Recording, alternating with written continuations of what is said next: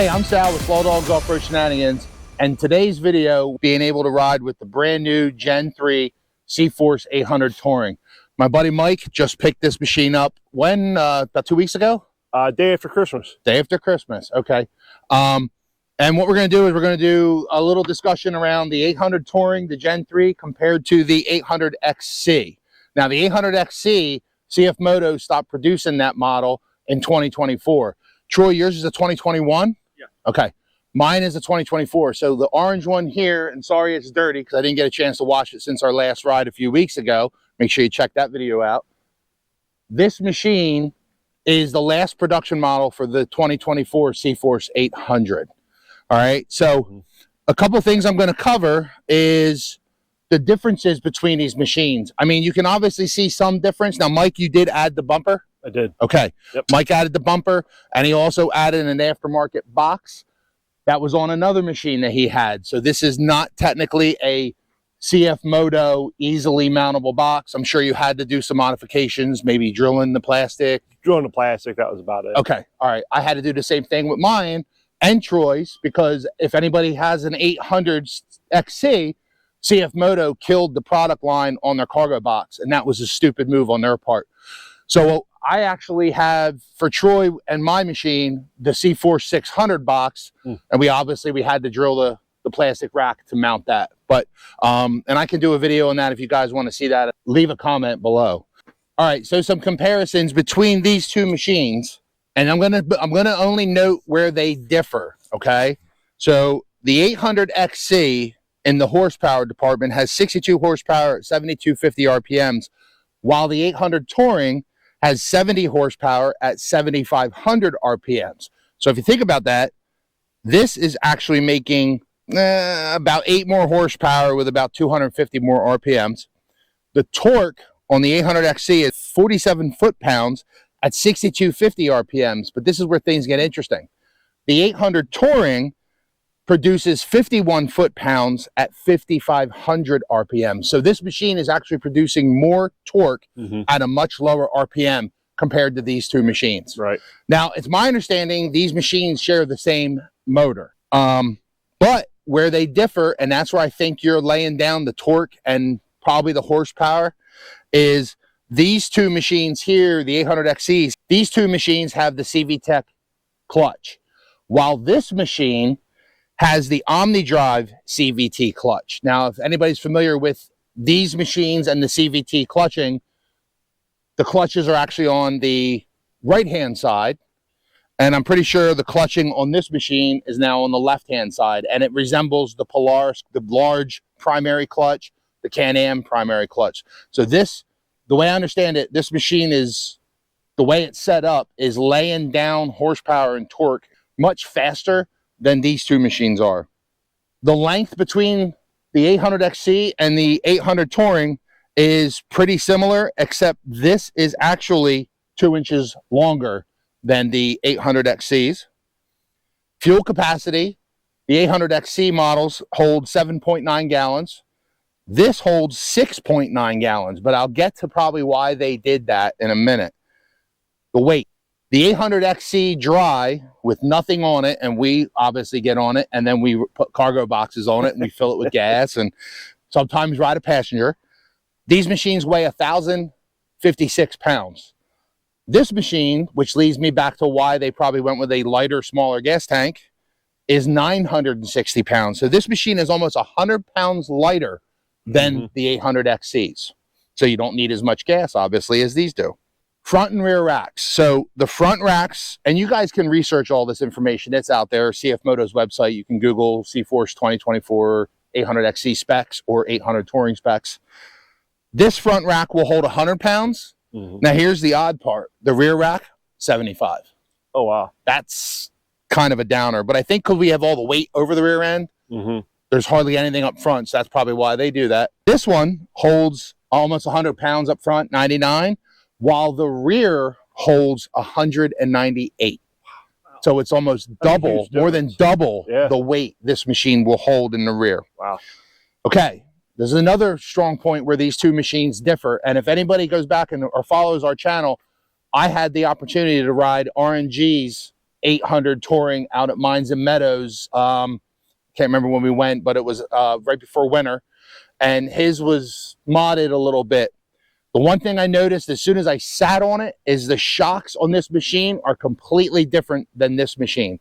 These two machines side by side, when I'm looking at them, they kind of appear to, I'm thinking they kind of run the same chassis, but the shocks are set up completely different. They still share the same shock setup, which in the front are the A-arms and in the rear are the trailing arms like Can-Am uses. But this machine has three-way adjustable gas shocks, whereas this machine has one-way adjustable, which is the clicker, oil shocks. And I think the differences between these two machines with the shocks and how they perform is the oil is much more forgiving than the gas is. This machine rides super, super stiff.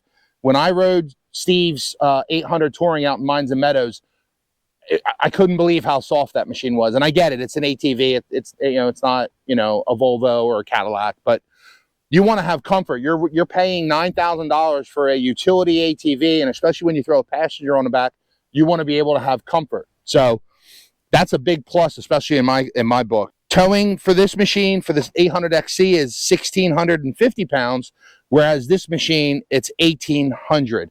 And I think that has a lot to do with the new clutch that they're using. So they both come with a 3,500-pound winch. They both have a 2-inch hitch receiver. So I'm going to cover a couple things because I catch a lot of flack. You guys are running CFMoto. It's Chinese junk, right?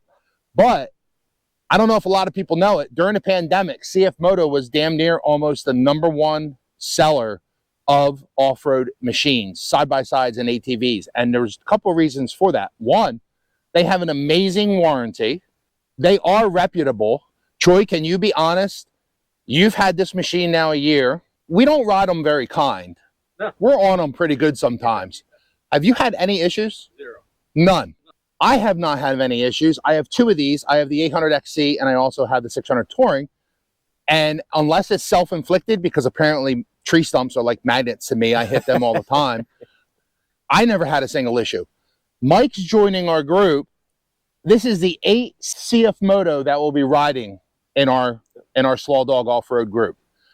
So far, out of the 8, and this is brand new, so we'll say 7, not a single one of them have had any issues that they've had to go back to the dealer for any warranty work. So that's one of the reasons why CFMoto was selling machines like fire. The other reason is their price. Their price is extremely reasonable. And if you think about the options that you get the winch, you get the power steering, you get the 2-inch hitch receiver. Polaris's, have you guys seen Polaris ATVs? Oh, yeah. And I'm not knocking Polaris, but this is their own doing. I mean, it's like this big. I mean, you got to buy a special hitch from Polaris, or you got to find one online to fit that receiver. These are standard 2-inch receivers. I've towed trailers with these. I've pulled 4-wheelers with these out of the woods. Polaris ones. I hate to say it, it's true.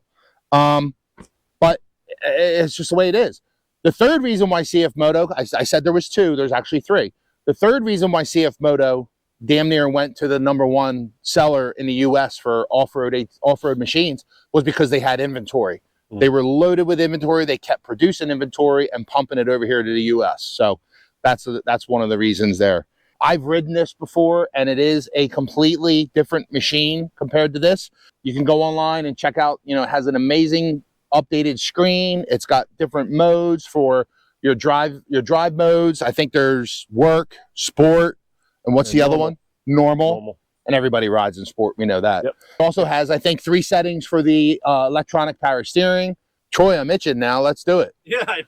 Troy and I are going to stop at the dealer on the way home, and we're going to pick up 1000s. It's over. Anybody want to buy 2 4-wheelers? So, Mike, you just purchased this machine. MSRP was $9,300. I'm not asking what you paid for it, but you traded a what year? It was a 2020 Can-Am Outlander 450. Max. That was a 2-seater, so it was a Max. Yep. The Can-Am Outlander 450 Max runs a 450 V twin motor. That is a Rotex motor. It's actually a great motor.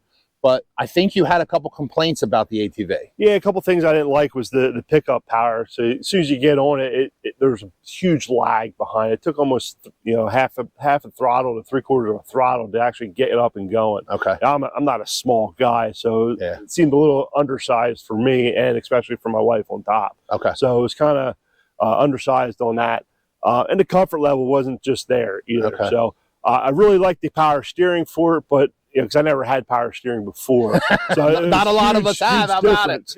So you can't go back. No, you can't. You can't. No, it's incredible the difference of non-power to power. Sure. So it was just so underpowered for me. Yeah. The one thing I really like about the CFMotos is we have a couple of street bikes on the CFMoto side. So I was really familiar with the name and the brand, and how they developed since I think it was 1988, 1989 when they actually Thank you. The light. Somebody did the research, not to interrupt you. No. I say the same thing. Yeah, they've been around for a very long time. Canada and Europe, they blew up. Exactly. Yep. And the other thing is I really like is that they are affiliated with KTM. And now Yamaha. And yes, I just saw that they bought into Yamaha. And don't be surprised if they take over, who's getting ready to go out? Is it Husky? Husqvarna, yes. I would be surprised if they snatch them up. So they're getting really, really popular, and they're getting better and better every year. So, absolutely. So for me it was kind of I was battling it for a long time with the Can-Am that I had and what I wanted to do with being underpowered and everything else. And what I actually paid for the Can-Am used on a 2020 is what I paid for this. Wow. It was such a huge, it was like brand new versus that. Yeah. And really the only thing you're buying with the Can-Am is the name. Yep.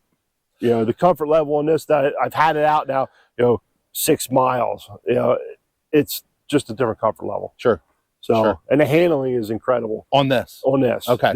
How's the power steering? Not to interrupt you. Oh, it's great. It's related to the Can-Am. A lot better. Really? Oh, yeah. Okay. Yeah, it really is. I felt kind of everything in it, but it was a little easier on the Can-Am, where this, I don't feel anything. Okay.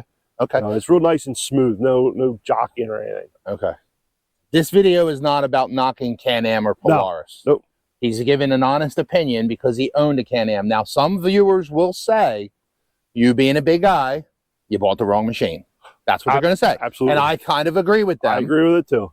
But for a single rider, it's probably not a bad machine. But as soon as you throw more weight on it, it doesn't matter what the passenger is, you're adding weight to the machine. It changes the dynamics of the machine. It changes the way you ride. It changes the way the machine responds. And it changes the power delivery. So moving from a 450 up to an 800 has got to be night and day. It is. It's night and day. The power there, just the hitting on the throttle and you're going. Ah, man, it's beautiful. It's awesome. All right, so back to him buying this brand new, and when I mentioned one of the best warranties. So that brings up a very, very hot topic that I see a lot of people online post about CFMotos. I bought a CFMoto. That thing was a piece of junk. It was in the shop for, 3 times, 4 times. I want my money back. Well, let's face it. Everything has lemons. There's lemons in cars. There's lemons in 4-wheelers. There's lemons in motorcycles. There's lemons in everything. But if you look at the amount of, let's take CFMoto, the machines that were lemons compared to the machines they sold that are still successful. I have 800 miles on this, and I've had it since February of last year.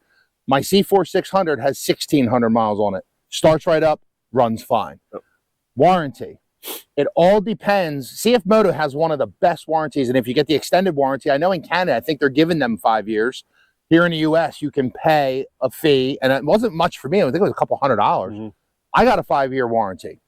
It depends on the dealer. And the reason why I say that is, and I'm not knocking, I'm trying not to be biased and go after dealers, but there are some crappy dealers out there. The dealers that only want to move product.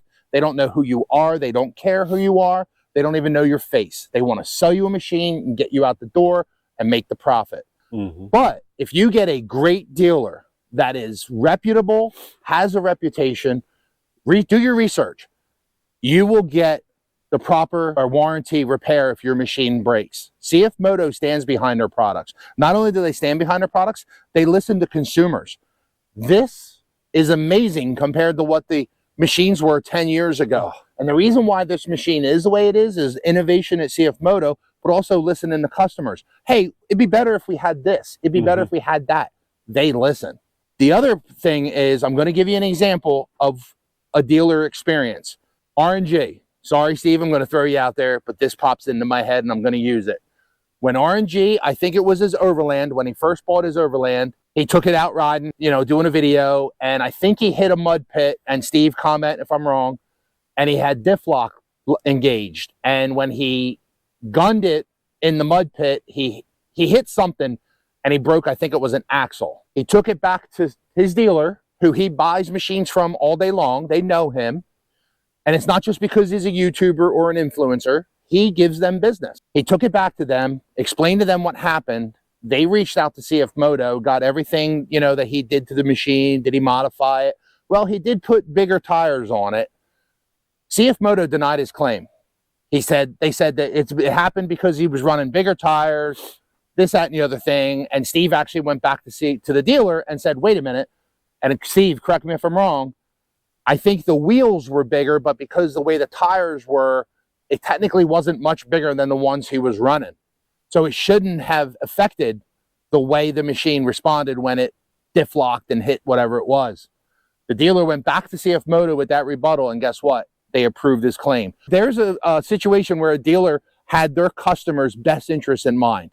They went back to CFMoto, they did their best to put up the fight for him, and he was able to get his claim and get his machine fixed. So if you're out here destroying your machine and beating on it nonstop, and then you take it into the dealer and they can tell you just completely womped on it, they're not going to cover it. But if you're doing the maintenance on these machines, they will run, and the dealers will respect you as a customer, and they know that they can take this in as a trade and sell it to the next guy, knowing that they put their back behind this and it's not going to be a lemon for them or a damaged machine down the road. So it all comes down to your dealer. It's not the manufacturer. Troy, how you liking your 800 so far? Really good. Yeah, I have 738 miles as of now and no problems. And power steering's good. Plenty of power. And when my wife's on the back, you know, there's no problem with power. Yep. Comfortable ride. The shocks are easy to adjust. Yep. So yeah, so far so good. Yep. Awesome. Nice. Well, I'm loving this. So I'll be honest with you, you guys see me ride this more now than my 600, but I'm trying to get my kids out with me and get some more footage of that. I might take that out a little bit more. The nice thing about the 600, I have the radiator relocation, so I get heat off of that. So this would be a perfect time, because you can see we're freezing our asses off here. But we're doing that for you guys. So we want to make sure we bring you. I wanted to do a comparison, and when I found out that Mike bought this, I was like, oh my God, because I didn't get to ride with his Can-Am 450 Max, his Outlander. I was a little disappointed with that, because I haven't had a chance to see one of them in person and how they perform. But since we kind of like CFMoto, I was happy to see that somebody that I know has one of these machines besides Steve, because Steve, let's face it, you're what, 6 hours away from me? You guys got to move closer, dude. We're going to go ahead and close. Listen, if you find this video useful, please share it out. Give us a like. Throw us a comment down below. Throw us a comment. I had problems with my CFMoto, whether it be your side-by-side, your CForce. I'd like to try to keep bikes out of it, but because this is off-road geared. Yep. I'm going to also throw out there, about 85% of our viewers are not subscribed. So if you please would give us a subscribe, we would greatly appreciate it. Thank you very much. We'll catch you in the next one. Mike, thank you. Thank you. Troy. Thank you. See ya.